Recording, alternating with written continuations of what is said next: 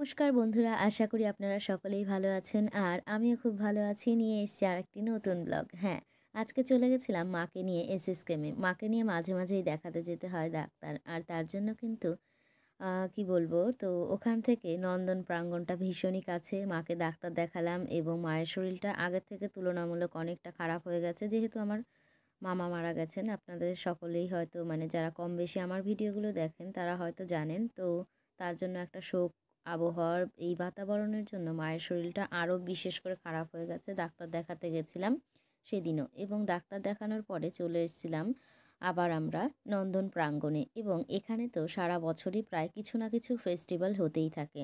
তো আজকেও আমি এই একটা নতুন ফেস্টিভ্যাল আপনাদের সামনে তুলে ধরতে চলেছি, যেটা 11তম বর্ষ উদযাপন হচ্ছে, চলচ্চিত্র উৎসব। হ্যাঁ, কলকাতা ইন্টারন্যাশনাল শিশু চলচ্চিত্র উৎসব যেটা, তো সেই উৎসব কিন্তু শুরু হতে চলেছে কালকে থেকে। গতকাল অর্থাৎ 22 তারিখ থেকে 28 তারিখ পর্যন্ত এই চলচ্চিত্র উৎসবটি চলতে থাকবে।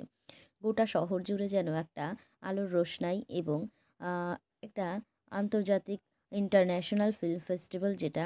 তো এখানে শিশুদের জন্য এবং কিশোরদের মনোযোগী কিন্তু চলচ্চিত্রগুলো বিশেষ করে আয়োজিত করা হয়েছে। আমরা সকলেই এখানে যেতে পারি, বড়রাও। তো দেখতেই পাচ্ছেন এই প্রাঙ্গণটাকে আমি ঘুরে ঘুরে দেখানোর চেষ্টা করছি।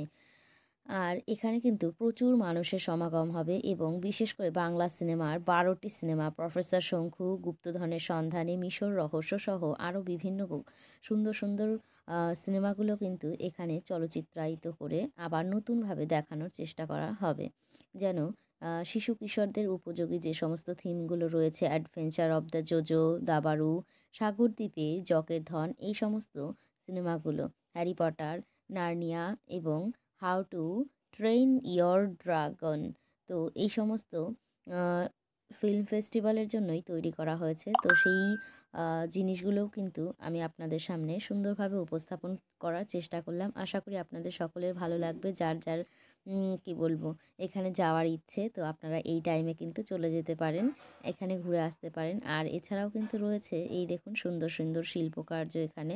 আর এখানে ঘোরার জন্য তো একটা মানে কি বলবো, বাঙালির অন্যতম জায়গা।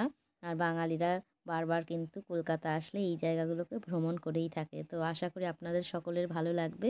আর ভালো লাগলে অবশ্যই চ্যানেলটিকে একটু সাবস্ক্রাইব করে পাশে থাকবেন। আর ছোট্ট একটি ব্লগের মাধ্যমে আমি পুরোটাকে কভার করে তুলে ধরার চেষ্টা করলাম। তো আশা করি আপনাদের সকলের ভালো লেগেছে। তো ভালো লাগলে অবশ্যই পাশে থাকবেন। বন্ধু হয়ে আমিও সকলের পাশে থাকার চেষ্টা করব ভীষণভাবে। তো আজকের মতো এখানেই শেষ করছি।